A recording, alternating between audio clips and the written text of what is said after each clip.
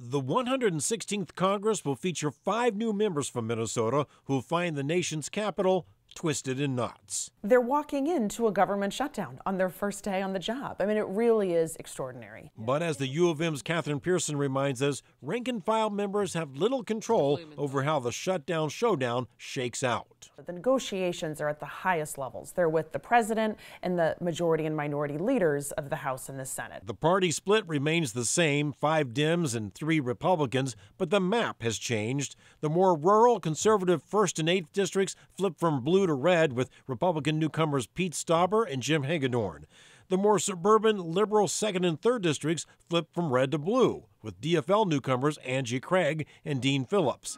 The other member of the freshman class is Somali-American Ilhan Omar, who will be one of the first 2 Muslim women in Congress and the first refugee. Ilhan Omar is also the first refugee to be elected as a member of Congress, and at this political moment, that is particularly historic. Minnesota's Dems will have more say this time because their party now controls the House. For starters, Colin Peterson of Western Minnesota will chair the Ag Committee, and Betty McCollum of St. Paul will take on a bigger role in the powerful Appropriations Committee. And she has a very close relationship with likely incoming Speaker Nancy Pelosi. Minnesota's lone Republican incumbent Tom Emmer will take on a bigger role as head of the National Republican Congressional Committee. So he is in charge of raising money, recruiting candidates, and really thinking about House Republican strategy going into 2020.